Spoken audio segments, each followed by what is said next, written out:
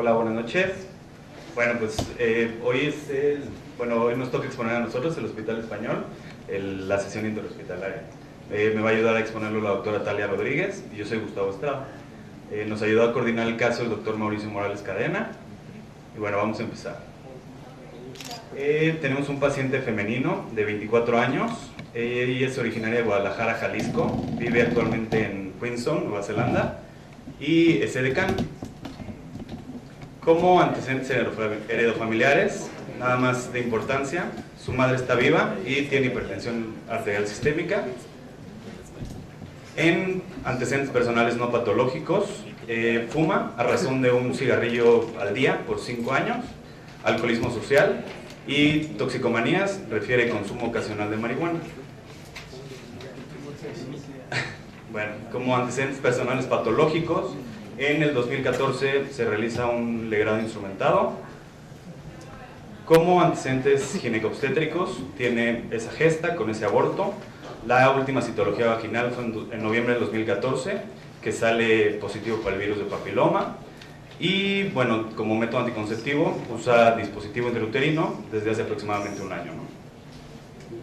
Y vamos al padecimiento actual. Ella inicia hace 3 meses con dolor nasal de predominio izquierdo, rinorrea anterior, prurito nasal y algunos eventos aislados de epistaxis que se autolimitan. Con esto, bueno, o por este padecimiento acude varias veces con algunos médicos, los cuales dan algunos tratamientos sintomatológicos sin mejoría aparente, y de forma progresiva se va agregando obstrucción nasal, que totalmente caracterizada al lado izquierdo, plenitud facial, hiposmia, epífora del mismo lado, astenia, dinamia, y bueno, conforme va pasando el tiempo se va exacerbando la rinorrea anterior y niega algún otro tipo de síntomas. Hasta ahorita el padecimiento, ¿alguien tiene alguna duda o pregunta? Bueno, vamos avanzando. Ok, llega a nosotros con unos signos vitales dentro de los límites normales. Alotoscopía, los conductos auditivos externos están permeables, las membranas timpánicas están íntegras, ligeramente retraídas, están hipomóviles a las maniobras de Toynbee-Valsalva y no se observan niveles transmembrana. Bueno, dividimos aquí la rinoscopía. Del lado derecho la mucosa se ve normocrómica, el cornete está ligeramente descongestivo, tiene puentes de moco hialino en área 2 bilateral, en área 2 de este lado, perdón, y tiene una desviación de ese lado, en área 2-4 hacia la derecha. Del lado izquierdo hay demasiado moco desde área 1 que impide visualizar el resto de las estructuras. Decidimos aspirarlo y le hicimos una endoscopía, ¿no? Esto es lo que se ve. ¿Alguien quisiera describirlo?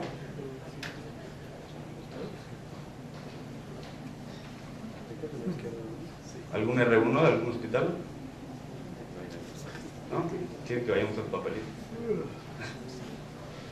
Del Hospital Naval de Alta Especialidad. ¿No hay nadie? Del INR. ¿Sí?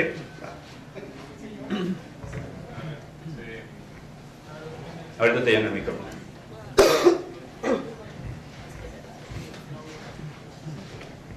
Mi nombre es... ¿Se escucha?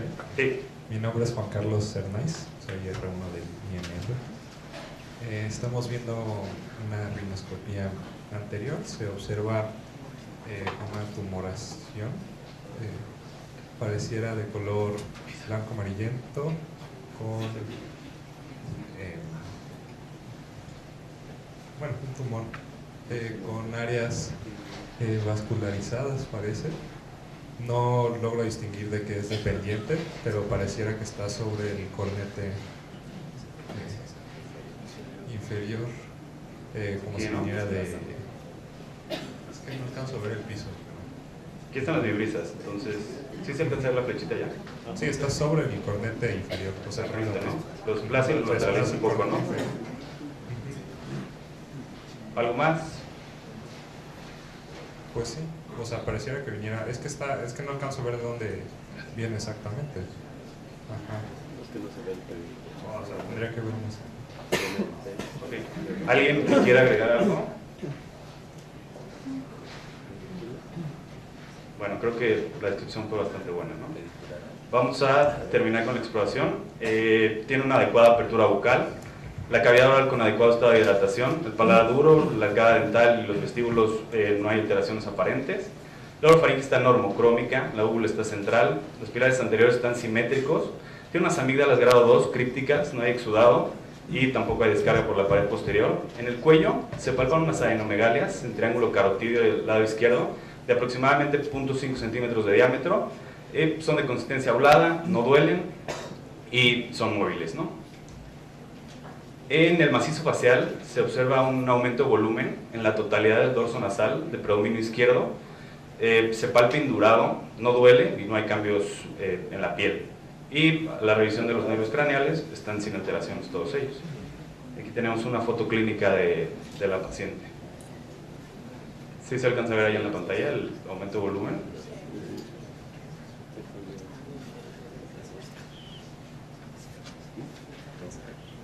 Y bueno, una vista lateral. Hasta aquí, ¿tienen alguna pregunta? ¿Alguna? Bueno, vamos a continuar con los... Ah, perdón. La tumoración a la exploración, y ustedes que pudieron explorar completamente, ¿la manipularon? ¿Tenía friabilidad? ¿Sangraba la manipulación? No la manipulamos, nada más la observamos, se veía de consistencia friable. ¿Y ustedes que dieron una imagen completa, pudieron observar una localización exacta de dónde provenía el tumor? No para nada, o sea, ocupaba todo el diámetro de la fosa nasal. ¿Sí? Que la paciente refiriera parestesias o hipoestesia. Nada. ¿Hay limitaciones en los movimientos oculares? No, de hecho, todos los nervios craneales estaban totalmente normales. ¿Alguna otra pregunta? ¿Alguna lesión en la piel? No, nada. ¿Ah? Ok. Bueno.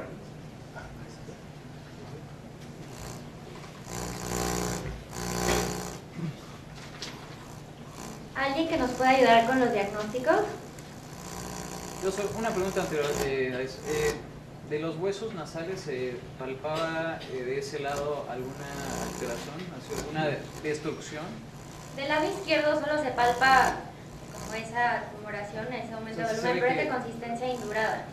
O sea, se ve que más bien se palpa que se haya destruido lo que son los huesos.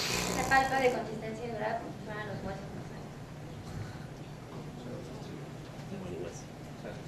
¿Alguien que nos ayude con los diagnósticos? ¿Con los diagnósticos cronológicos? ¿Nadie?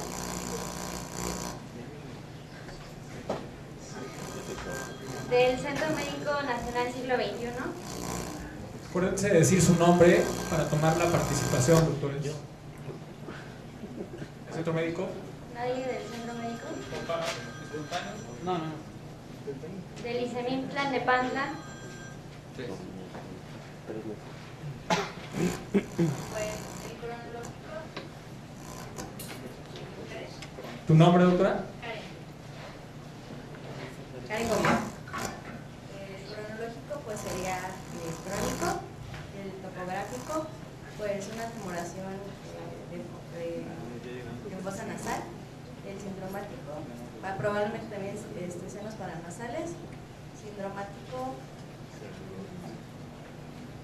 síndrome obstructivo nasal y el biológico pues tumoración de etiología del tren. Del topográfico, ¿a alguien le gustaría agregar algún otro sitio probable? ¿Claro? El paciente tenía epífora. Conducto nasolacrimal. Ok, el paciente presentaba epífora, entonces Rancho sí, Alejandro Rodríguez. el conducto nasolacrimal. Alejandro Rodríguez. Okay. De los diagnósticos etiológicos, alguien que nos pudiera ayudar o que nos pudiera dar algunos otros diagnósticos etiológicos. ¿Alguien más? Nos hablaban de neoplasia. Alguien que nos quisiera hablar sobre si es algo o sugiere algo benigno, algo maligno, qué diagnósticos probables tienen hasta este momento. Dentro de los neoplásicos, consideraría dentro de la estirpe Alejandro Samar de López Mateos.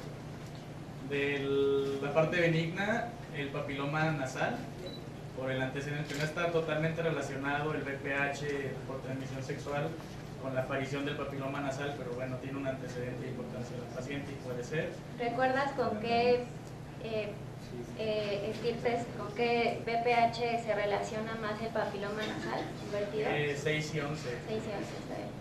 Pero no está muy relacionado, o sea, no está demostrado completamente, pero bueno, tiene este antecedente y hay que tomarlo en cuenta. Y dentro del estirpe maligno yo tomaría en cuenta el esthesioneuroblastoma. No, o sea, parece ser por las características clínicas de la tumoración que puede ser un esthesioneuroblastoma, y además por el rango de edad que se presenta en picos de 10 a 20 años o en 50 a 60 años es el otro. Yo pondría esos dos primeros y considero que también dentro del cronológico es un padecimiento crónico, pero que en este momento está agudizado por una rinosinusitis crónica agudizada secundaria a la tumoración. Okay. Sí, por las 3 semanas, por los 3 meses, ya terminó de ser subagudo a ya comenzar las 12 semanas, que es algo crónico, ¿no? Y como comentas, sí está ahorita en este momento, o pudo haber estado agudizado con esos episodios de una rinosinusitis aguda. ¿Alguien más que nos ayude con algunos otros diagnósticos? Nos dicen del hospital de Culiacán, bueno, en el topográfico, que puede venir de senos paranasales o de seno maxilar, o alguna neoplasia maligna, ya lo comentaron, ¿no? Pero nada más en topográfico comentar esa parte. Cuando tienen una tumoración, ¿se escucha? Cuando tienen una tumoración nasal unilateral, ¿lo toman como un predictor de patología benigna o como un predictor de patología maligna? ¿Alguien nos podría ayudar?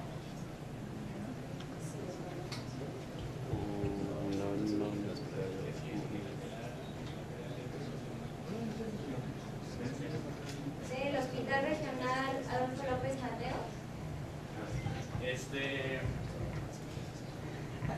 En realidad pueden ser benignas o malignas, o sea, la mayoría son unilaterales.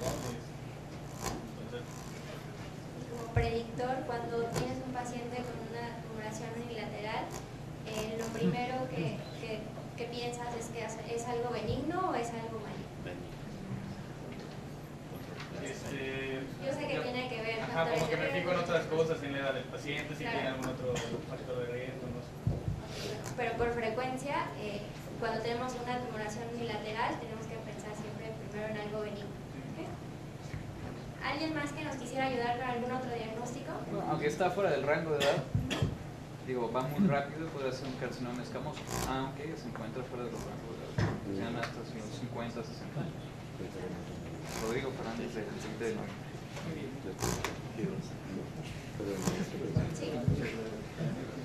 Pues también por la edad podría ser, y la deformidad, una displasia fibrosa. ¿Ya?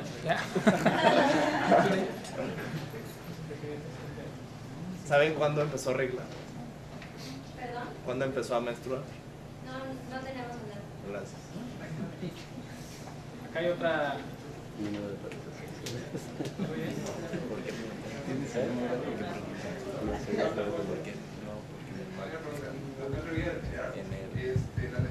tumorales, para hacer un agregado, podemos diferenciar en epiteliales, metástasis o algunas lesiones que tengan Perdón, no nos escuchan. ¿Me escuchan? Nada más para agregar que las lesiones tumorales las podemos dividir también en epiteliales, no epiteliales, dependiente del tejido linfoide y algunas metástasis. Y de ahí pues que sean malignas o benignas, a excepción de las metástasis, obviamente. Parece ser que las lesiones parece algo epitelial, probablemente por el rango de edad, por la ausencia de algún otro síntomas que nos orienten a algo maligno, pues me quedo con algunas lesiones benignas, puede ser también el papiloma, que concuerdo, o los diferentes tipos, también un adenoma puede ser otra opción, tomando en cuenta el diagnóstico diferencial. No creo que sea una lesión menos vascular. El papiloma nasal invertido, ¿cuál es su sitio de origen más Digo, dependiendo del tipo, puede ser pared nasal lateral o del septum, dependiendo del tipo que sea lo más común de una literatura lateral. Ok, del papiloma nasal invertido. Nos hablaste ahorita de las epiteliales benignas. ¿Alguien que nos quiera hablar de las epiteliales malignas?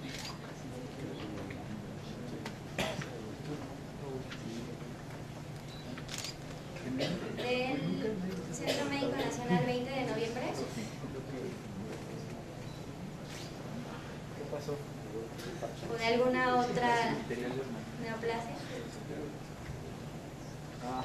Bueno, yo.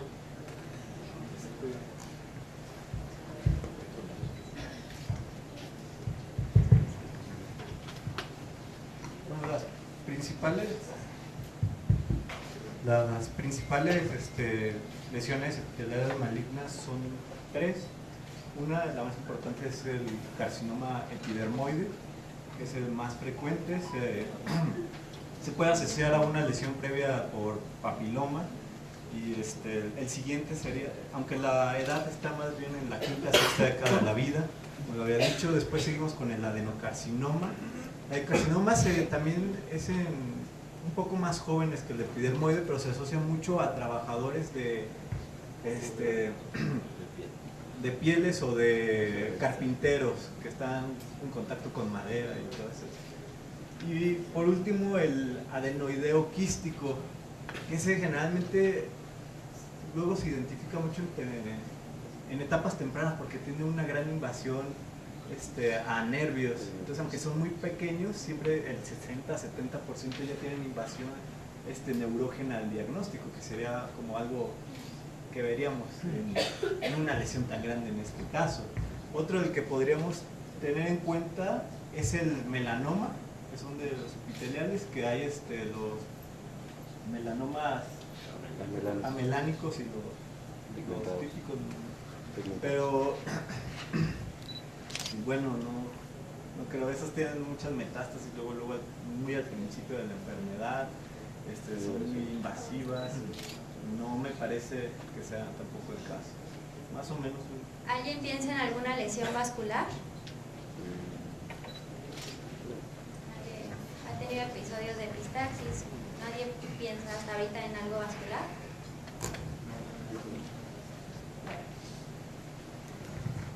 Entonces, hasta ahorita, bueno, ya nos comentaron algunos diagnósticos. ¿Alguien como protocolo de estudio, qué es lo que piensan, a que nos pueda ayudar, qué es lo que sigue, qué es lo que piden?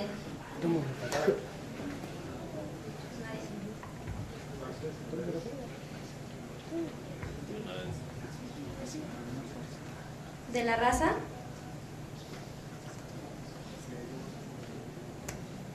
¿Alguien de la raza que nos ayude?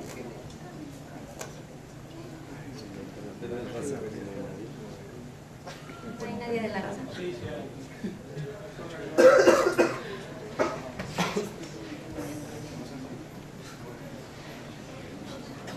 Bueno, ahí Garibay de la raza, pues yo me iría por una tomografía. ¿Cómo pedirías esta tomografía? ¿Simple, contrastada? Pues una tomografía simple y contrastada, cortes axiales y coronales. Okay.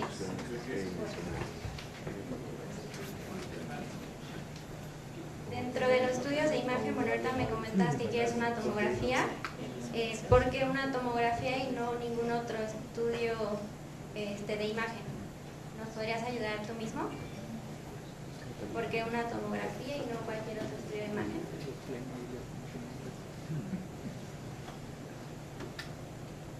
Pues en este caso no me iría de primera instancia por la resonancia magnética, porque quisiera ver primeramente si es una situación vascular, si infiltra, si tiene destrucción o no a nivel de estructuras osteocartilaginosas.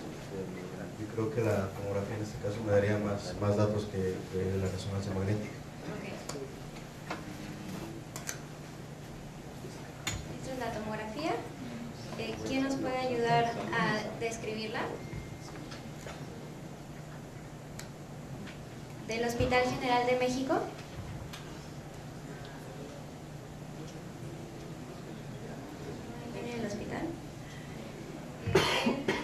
Paola Duque del Hospital General. Es una tomografía de nariz y senos paranasales. Del lado izquierdo es una tomografía para tejido óseo y la derecha es para tejido blando. Se observa en la fosa nasal del lado izquierdo, no dije corte de corona. Se observa en la fosa nasal del lado izquierdo una densidad de tejido blando. Está también hacia el dorso nasal. No se logra ver el hueso nasal del lado izquierdo, solamente como remodelamiento óseo. Y ¿te paso otro corte? El otro lado, pues se ve la densidad igual a la densidad de tejidos blandos. Ajá. Este es otro corte. De este lado, en este corte se ve pues más invasión de la densidad de tejidos blandos hacia prácticamente toda la fosa nasal. Te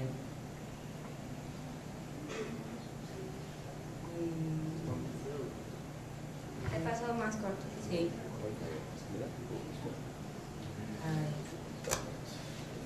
Se alcanza a observar invasión hacia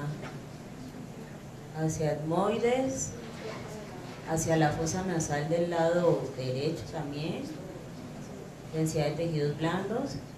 No logro ver bien, pero pareciera que la lámina papirácea del lado izquierdo se logra ver adelgazada.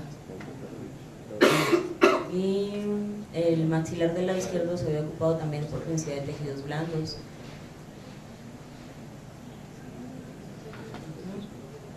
Sí, en este también se ve, ya que no se observa la lámina papirácea del lado izquierdo, el seno maxilar del lado izquierdo está ocupado por densidad de tejidos blandos, la pared medial está destruida. ¿Te parecería que esta imagen, no sé si te alcanzas a ver, la estoy señalando? Ajá. La pared medial del seno maxilar está destruida, está desplazada. De ahí se ve desplazada hacia el interior, pero también como remodelamiento. En esta imagen, justo en este corte, ¿algo más te llama la atención? Hacia el techo del etmoides se ve, no se ve, se pareciera que estuviera dehiscente, pero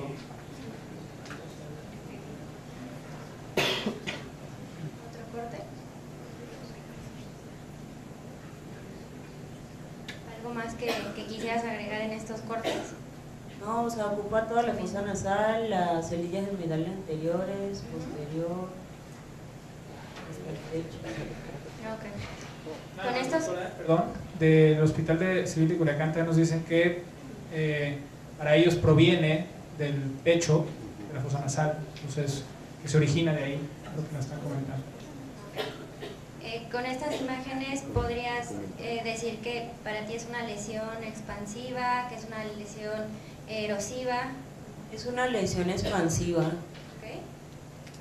Bueno, aquí te pongo más cortes. ¿Alguien más si quieres que nos ayude?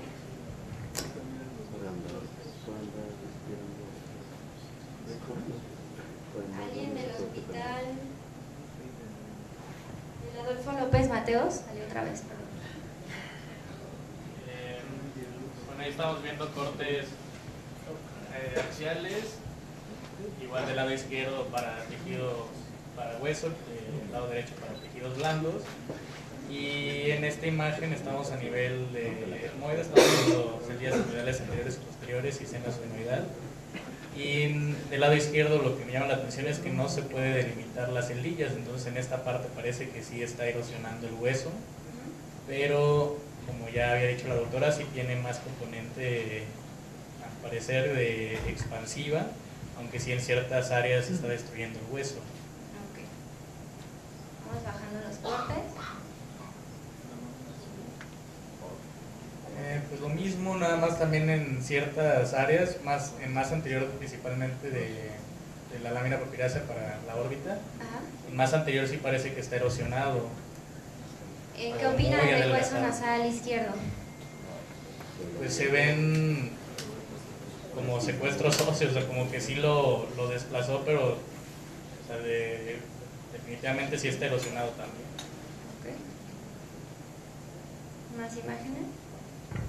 Y ahí se ve en el seno maxilar, en la pared lateral del seno maxilar, que la está desplazando, ahí sí no la destruyó, se comporta en esa parte como una tumoración expansiva.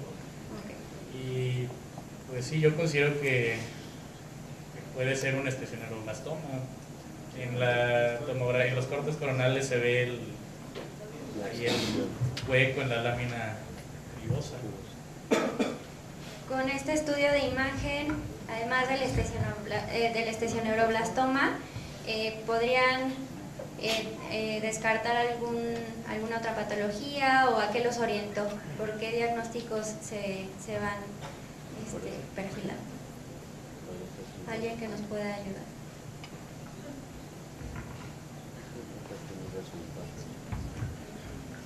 Carlos Silva, del 20 de noviembre. Vimos que es una lesión expansiva, un estesioneuroblastoma. Es de las pocas entidades que tienen calcificaciones. En esta no se ve. También el papiloma, pero es más porque se va comiendo, va atrapando.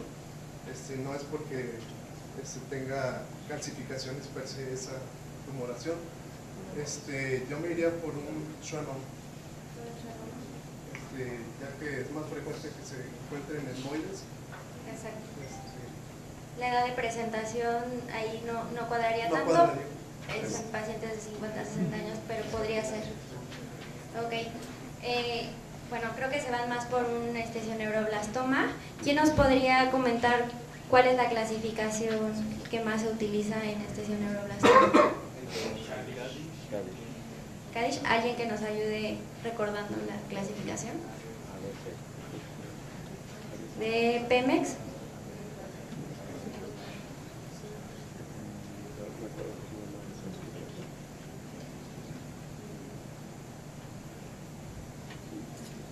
¿Del siglo XXI?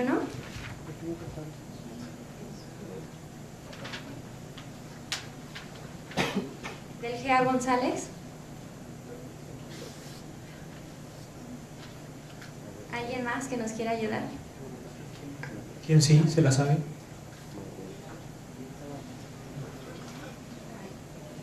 Creo que por ahí.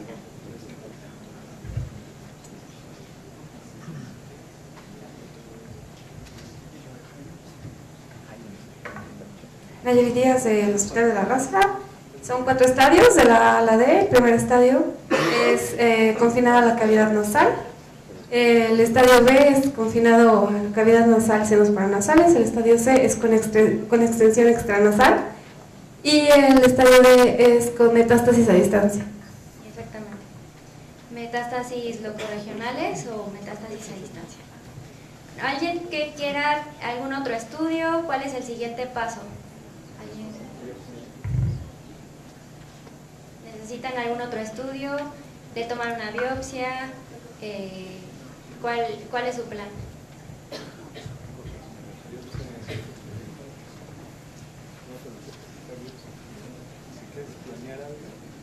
¿Del G.A. González?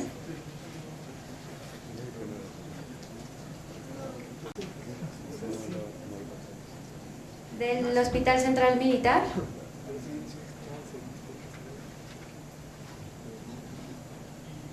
¿Quiénes estarían hasta este momento a favor de tomar una biopsia?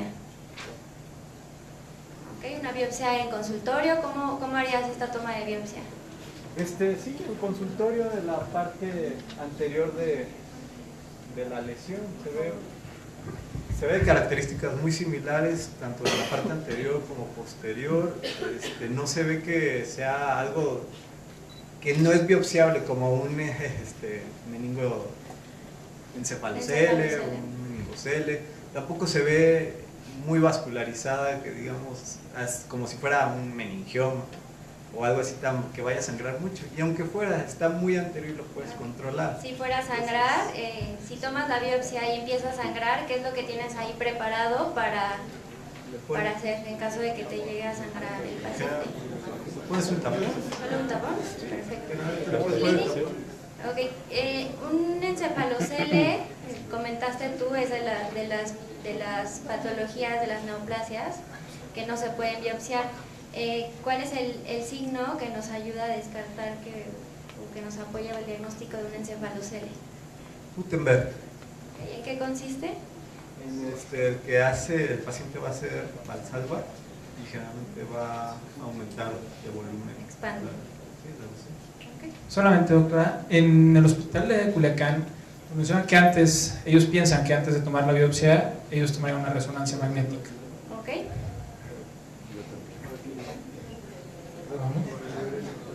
Obviamente, bueno, algo que quería mencionar, obviamente eso lo puedes tomar al mismo tiempo, todo. ¿La biopsia y la resonancia magnética? Bueno, para no errarlo. Ahí está. Esta es la resonancia magnética. ¿Quién nos quiere comentar qué es lo que ven?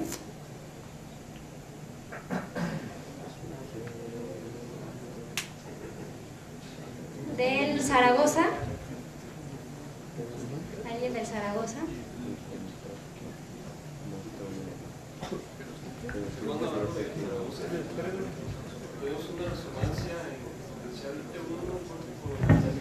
Creo que no se escucha. Germán Navarro del Zaragoza, R3, tenemos una resonancia potenciada en T1, en un corte coronal a nivel del seno maxilar. Y vemos una... bueno, aquí en esta pantalla no alcanzo a ver si está contrastada porque está muy pixeleada. Sí, es contrastada. Sí, con gadolinio. Bueno, tenemos una lesión que refuerza con el gadolinio, que aparentemente sí viene de lo que es del clivus, perdón, del la hendidura olfatoria, el techo, y bueno, aparentemente también desplaza lo que es la pared media del seno maxilar, desplaza hacia el antro el maxilar, y también se ven algunas fases de obstrucción de moco. Y ¿qué más? De la órbita, que en los cortes de tomografía tenían dudas si estaba invadiendo, estaba bueno, aquí infiltrando. en este caso ha sido bueno haber solicitado una resonancia con supresión grasa para poder ver si hay, determinar de mejor manera si hay extensión a lo que es la órbita. O sea, sí, porque bueno, la órbita obviamente pues, sabemos que hay bastante grasa, entonces aquí nos da una señal. Pero podrías comentar o te da idea si hay invasión a la periórbita con estas imágenes que hasta ahorita te presento. Bueno, con esta imagen que tengo aquí al lado de mí, no bien porque está muy pixeleada. Okay. Bueno, del seno maxilar, ¿qué comentabas, perdón? Que desplaza lo que es la pared medial del seno maxilar, la desplaza hacia el antro. Bueno, aquí ya vemos un T2. Y aquí ya podemos observar de mejor manera podemos delimitar lo que es la lesión tumoral, puesto que aquí ya vemos pues el secuestro de moco, ¿no? En el seno maxilar. ¿Algo que quieras agregar? Pues parece que sí está respetando la órbita.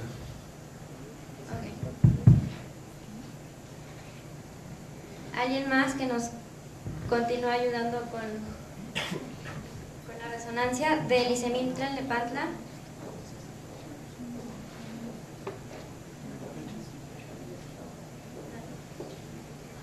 El Isemín Metepec.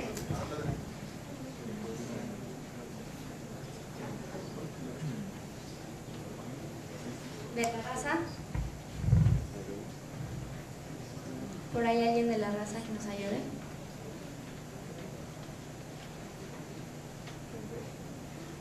Del Hospital Juárez de México.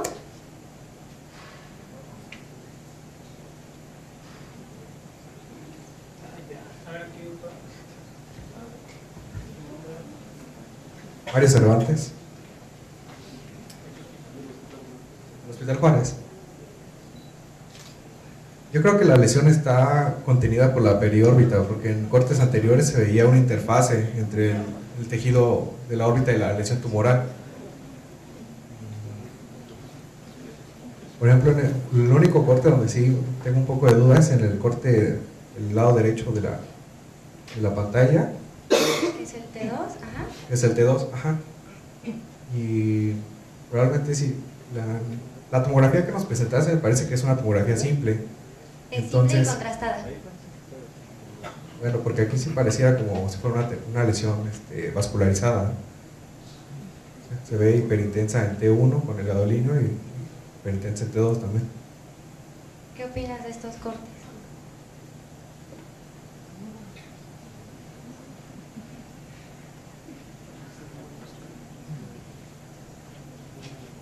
Es lo mismo que había comentado, la lesión ocupa en realidad toda la fosa nasal izquierda, se desplaza la pared medial del seno maxilar izquierdo, tiene destrucción del hueso nasal, en la parte más superior ya incluso hay desplazamiento del septum y se va hacia la fosa nasal del lado derecho.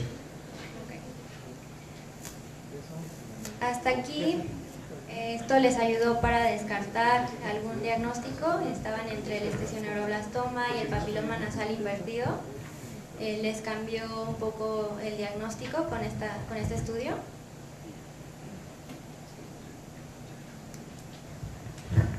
Yo creo que el estesioneuroblastoma tiene un comportamiento mucho más agresivo que esa lesión, y ya yo creo que de ese tamaño ya tuviera incluso compromiso intracraneal. Entonces, pues yo no voy con las imágenes tanto por el estesio, por esa razón. ¿Por el papiloma te vas o por algún otro diagnóstico? Podría ser, yo creo que el papiloma, pero pues ya está, o sea, un estadio avanzado, incluso el melanoma que habían comentado. ¿Qué porcentaje de papilomas nasales invertidos malignizan? Son como el 7-8%. Aproximadamente del 10 al 13% malignizan. Sí, creo que hay. Sí, y regularmente se asocian, pero al BPH 16-18, cuando malignizan, no a los benignos. ¿Sí? Una pregunta. Sí. No sé si le tomaron alguna imagen de lo que es cuello para determinar si hay ganglios, ganglionar. No sé si les puedo presentar alguna imagen. ¿Una qué, perdón? Una imagen. Imagen de cuello. De cuello no tenemos. Clínicamente, los ganglios que se palparon de punto 5 no son significativos para pensar en algo, en metástasis o algo así. Entonces no tomamos estudio de imagen de cuello. Otro comentario sobre la tomografía que hay siempre que toma invertido, tiene una imagen sugerente. Obviamente no es parte del momento. Perdón, no escucho.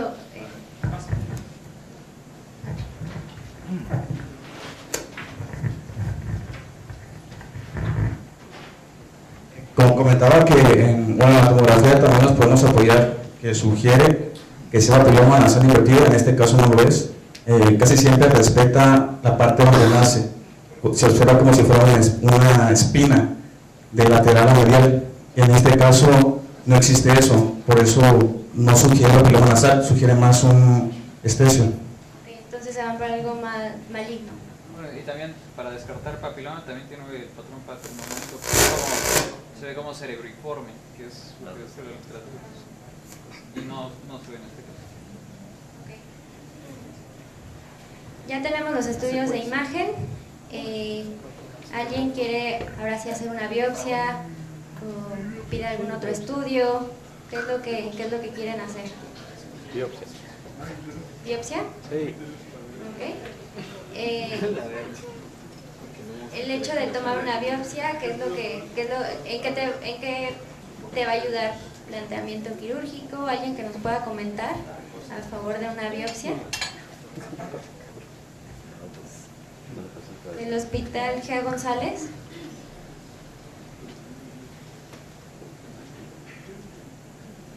¿Del siglo XXI? O bueno, o todos harían una biopsia. ¿Alguien que esté en contra de realizar una biopsia o que tiene algún otro plan? ¿No? Del INR, que nos comenten cuál es su plan, cuál es su conducta a seguir. ¿Sí?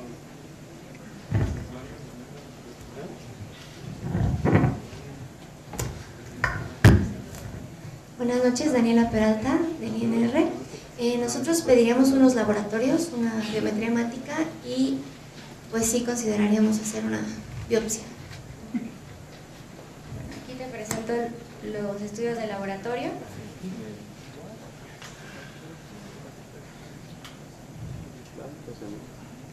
Normal la biometría hemática. Unos tiempos de coagulación también normales.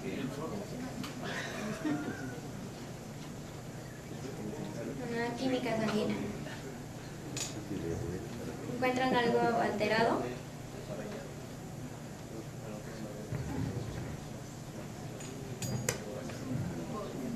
Nada. Bueno, entonces ya tienes los laboratorios, tú estás a favor de tomar una biopsia, ¿verdad? Sí. Ok.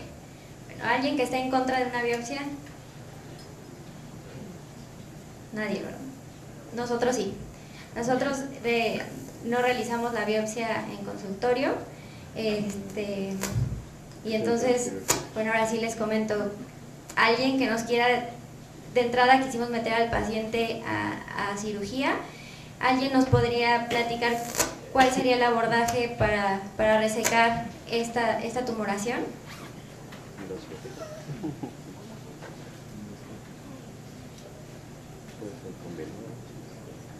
¿Del ICEMIM Tlalnepantla?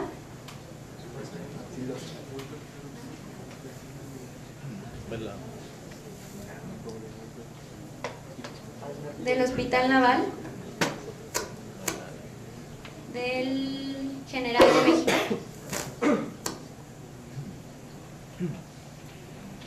Que nos comente si tiene planeado hacer algún abordaje externo, si planea hacerlo endoscópicamente. ¿Del Adolfo López Mateos? ¿Sí?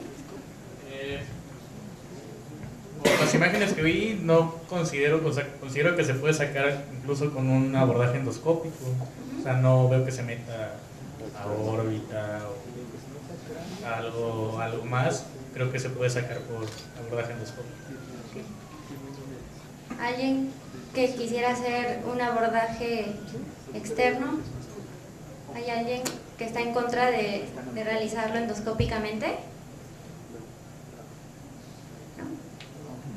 Acá, bueno, en el Hospital Guadalajara ellos harían un abordaje abierto, orinotomía lateral, y también con qué diagnóstico metieron al paciente. Como una tumoración nasal en estudio.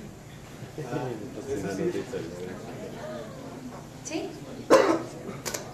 Hola, Fabiana del Instituto Nacional de Rehabilitación.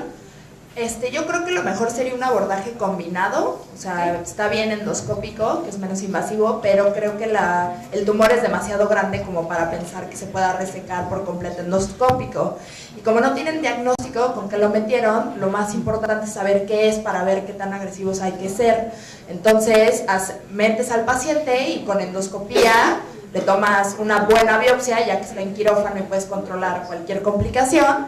Esperas un estudio transoperatorio de patología y ya que te digan qué es, entonces determinas el tipo de resección que se le va a hacer. Pero lo más importante para saber qué le vas a hacer es saber qué tiene. Claro.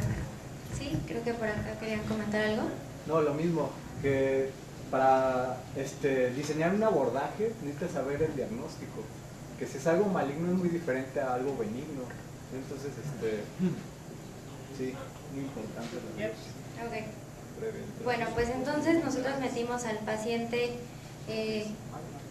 a quirófano. Ahí decidimos realizar una biopsia transoperatoria. Se realizó mediante cirugía endoscópica nasal. Entonces se logró, pues, o tratamos de separar el tumor, tratando de localizar el sitio de origen, el sitio aparente. Tomamos la biopsia de la porción anterior del tumor, se mandó a estudio transoperatorio, mientras se resecaba la tumoración del techo, sí, parte venía del techo, parte venía de la pared lateral nasal. Se realizó en fragmentos, un fragmento, bueno, la mayoría de los fragmentos fueron así en bloque, otros pudieron ser con el microdebridador. Hacia la porción más superior, donde se tenía un probable sitio de origen, o más bien una zona de implantación, que es hacia el techo de la cavidad nasal, hacia la base de cráneo, ya no se siguió resecando por el temor de realizar alguna fístula de líquido cefalorraquídeo. Ahorita les comento qué es lo que salió en la patología transoperatoria, pero bueno, finalmente se resecó el tumor, se colocó un material hemostático y taponamiento nasal. ¿Okay?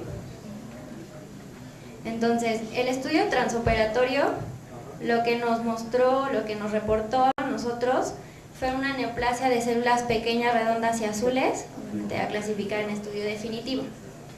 Este estudio transoperatorio, ¿ustedes de qué les habla? ¿Qué neoplasias caben dentro de este grupo de células pequeñas, redondas y azules? Puede ser un linfoma, alguna otra opción. Estesioneuroblastoma. Raptomiosarcoma. Linfoma. Claro. Ok.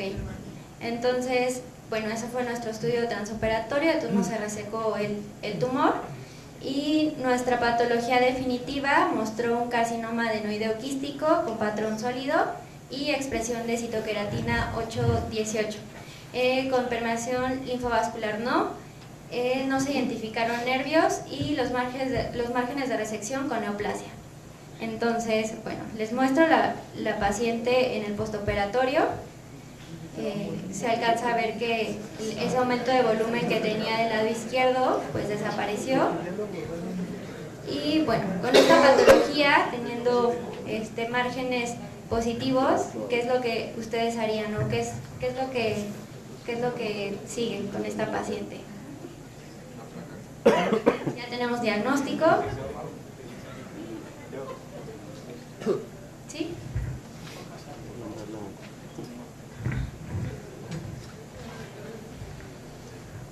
Bueno, generalmente por estas razones se quiere entrar al quirófano antes de hacer estos abordajes, de quitar estos tumores. Que ya una vez tocándolos ya es más difícil de hacer una resección completa, ¿sí? Aquí lo que se tiene que hacer, si estaba en techo de órbita, hay que hacer una septectomía superior, quitar toda la base de cráneo anterior y poner una fascias y injertos, no sé, craneales o con otras cosas, con hueso, para poder quitar todo completo y con márgenes. Obviamente va a estar mucho más difícil, ya que quitar gran parte del tumor va a ser más difícil controlar todo. Entonces, ¿Tú estás a favor de meter a un nuevo tiempo quirúrgico a la paciente? Sí, con un cirujano que sepa base de cráneo anterior, endoscópico, les va muy bien. Okay. ¿Alguien haría otra cosa? ¿Alguien la mandaría a radioterapia? ¿O qué hay de este tumor? ¿Cómo responde a radioterapia? Bueno, les cuento de la evolución de la paciente. Esta paciente, cuando se tuvo la patología de márgenes con neoplasia, se mandó a realizar, obviamente, estudios, tomografía, resonancia de control, y se mandó a radioterapia, obviamente logrando, o como ya sabemos, la radioterapia nos ayuda a cuando tenemos tumores en los cuales no se obtuvieron márgenes de resección libres, ya sea por la cercanía con estructuras como la órbita o la carótida. Estos tumores pueden responder a radioterapia. Entonces, en la experiencia que hay en el hospital, los pacientes no los hemos sometido a una segunda cirugía, un segundo tiempo quirúrgico, pero sí los mandamos a radioterapia, logrando muy buenos resultados. Entonces se ofreció a esta paciente la radioterapia, sin embargo, pues bueno, la paciente decidió rechazar el tratamiento e irse por medicina alternativa.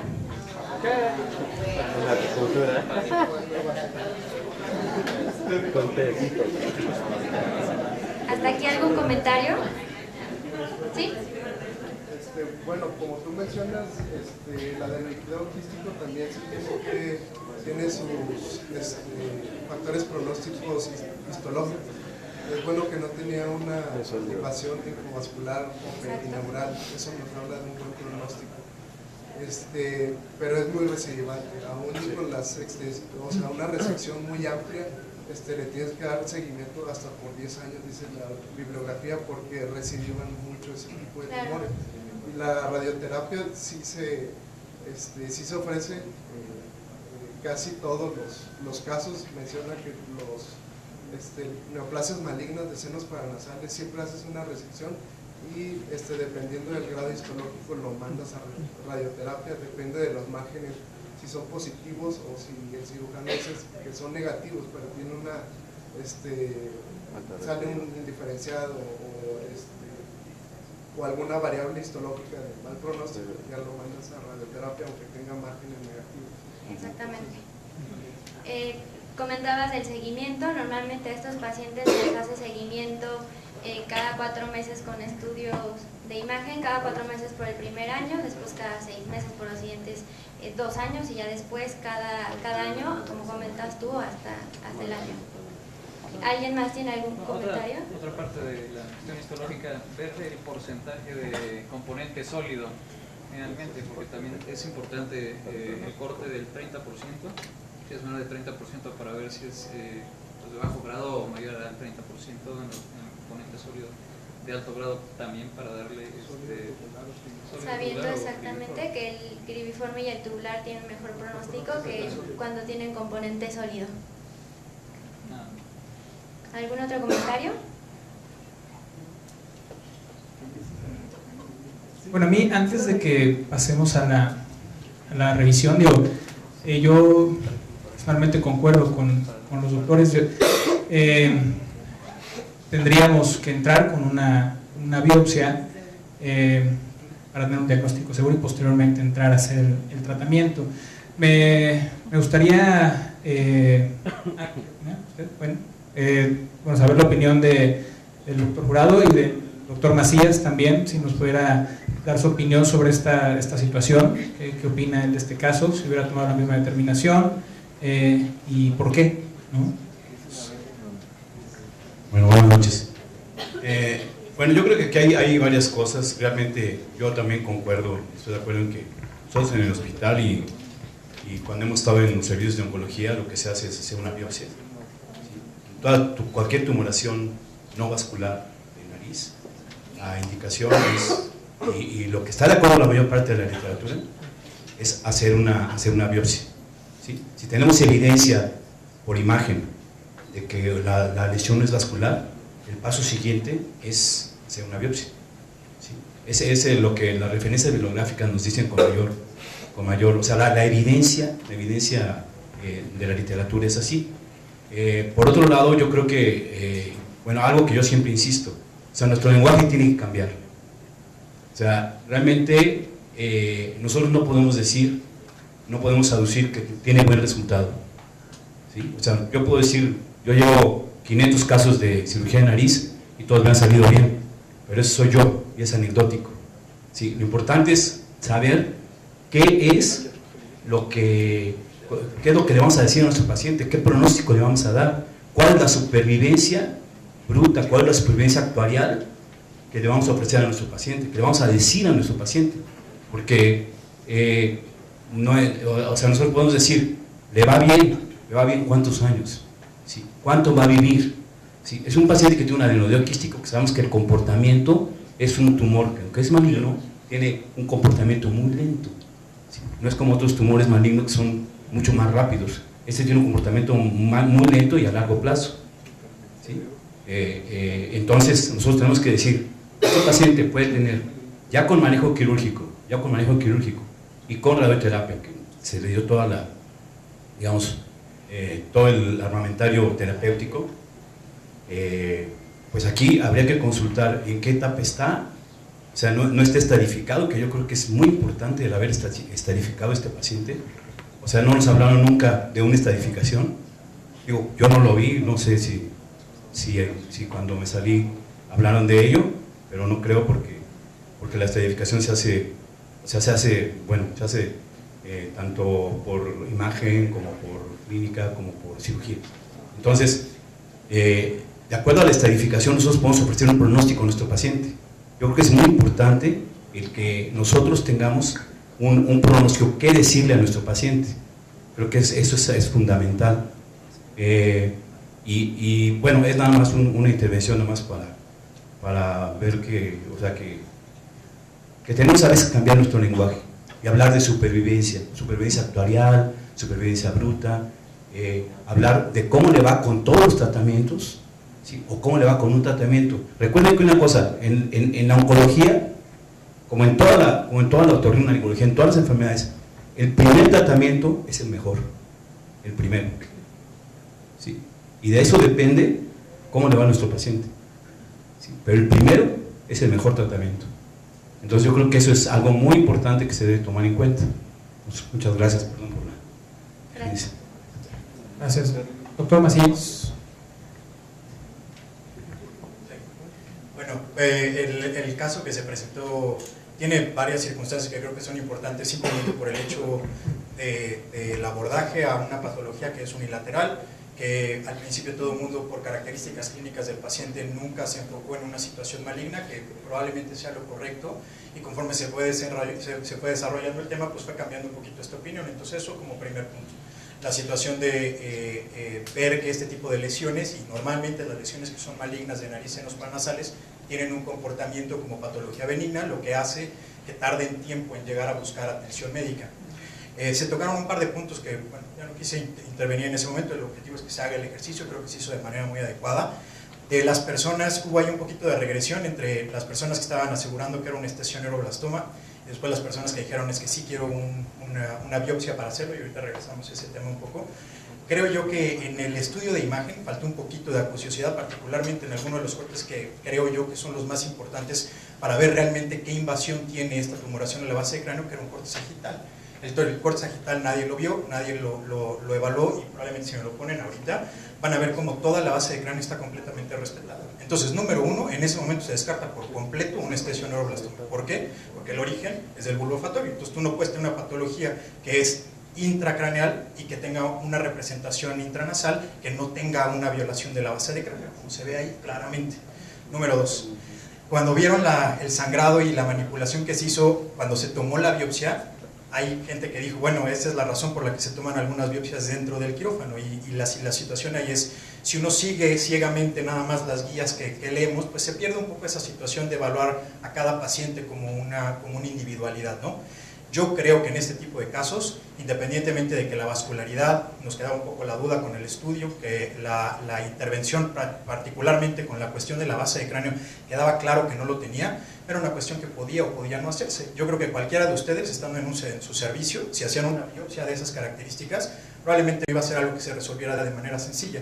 Es algo que le va a generar morbilidad al paciente y que obviamente nos va a dar esa misma resolución. Para las personas que estaban diciendo que por eso es muy importante entrar siempre con un diagnóstico, totalmente de acuerdo. Hay ocasiones en las que la tumoración, la naturaleza, la ubicación y el tratamiento que se le va a dar a ese paciente nos impiden esta situación.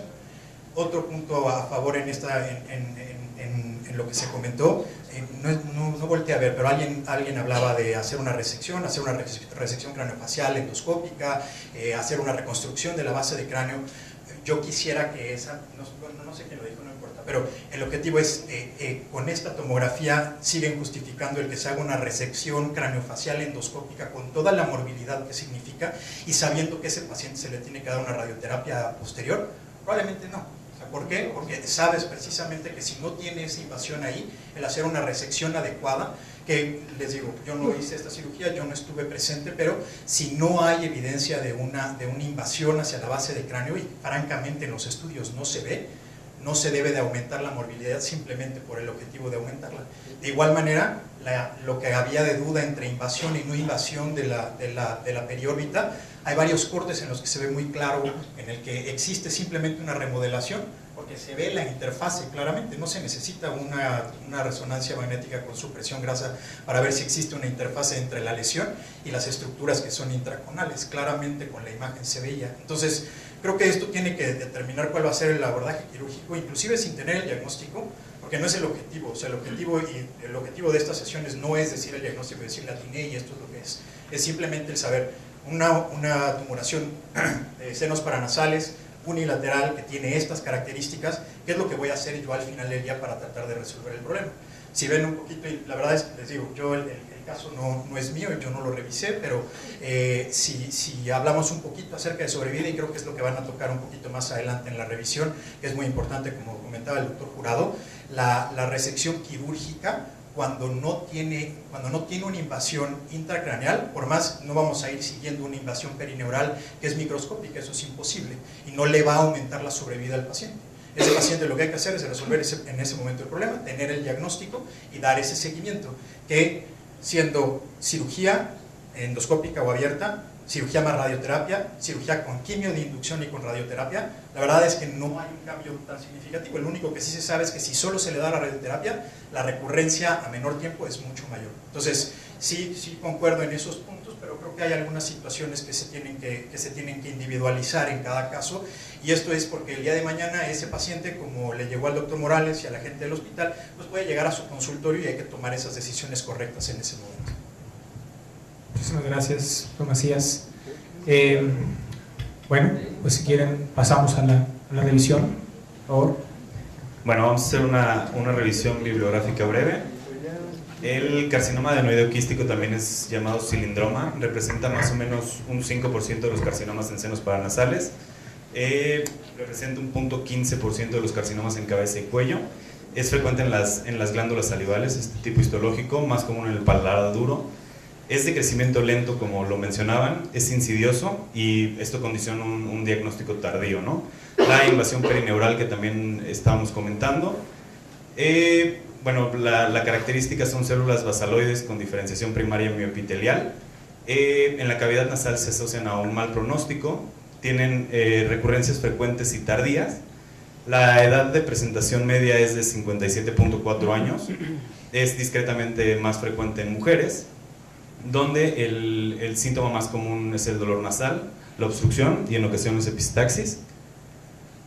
También comentábamos los tres tipos: cribiforme, tubular y sólido, y bueno, el factor pronóstico dependerá también del porcentaje sólido que tenga el tumor.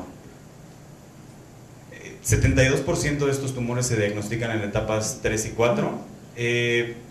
Se ha descrito que genéticamente no hay una relación con este tipo de genes, como lo es en los carcinomas glandulares. Se relaciona que hay un peor pronóstico cuando hay la expresión de este gen c-KIT. Y bueno, el tratamiento con resección de las lesiones, con márgenes libres y radioterapia, pues es lo ideal, ¿no? La adyuvancia con quimioterapia no hay una adecuada evidencia. Y bueno, la sobrevida a 5 años es aproximadamente de 64 a 76%. Las metástasis más comunes son a pulmón principalmente y a hueso, y en pulmón hasta un 48% al diagnóstico. Bueno, aquí les voy a presentar un metaanálisis, es el metaanálisis más grande que se ha hecho sobre carcinoma adenoideo quístico, con un total de 520 pacientes en total, los estadios en los cuales se encontraron la mayoría de los pacientes y los tratamientos que se hicieron, ¿no? La mayoría fueron cirugía más radioterapia. Aquí, bueno, de los mismos que hicieron el metaanálisis, juntaron a sus pacientes, que fueron estos 99 pacientes, y los hacen la división también, ¿no? El tratamiento que le hicieron, cirugía sola, cirugía con quimioterapia, con radioterapia más quimioterapia y solamente quimioterapia. Los lugares más comunes de localización, que fue el seno maxilar lo más común, los estadios en los cuales se encontraron, como hablábamos, es mucho más común encontrarlos en estadios más avanzados, generalmente son N0, y bueno, la invasión perineural que hablábamos también, que es importante, ¿no? Bueno, los márgenes quirúrgicos después de hacer una resección, y bueno, la media del seguimiento que le daban a los pacientes. Esto es la invasión, a dónde es más frecuente, y lo que hablábamos que la invasión hasta un 51% es perineural. Y bueno, estas son tablas de supervivencia dependiendo de los tipos de intervenciones que se hacen. Y bueno, aquí viene, dependiendo de la localización, obviamente el de peor pronóstico es cuando se va mucho más posterior el tumor. Cuando hay márgenes positivos, pues también disminuye la sobrevida. Y bueno, esta tabla es interesante porque a pesar de que se hagan diferentes intervenciones, pues la sobrevida a largo plazo pues es muy parecida, ¿no? Y nada más. Muchas gracias.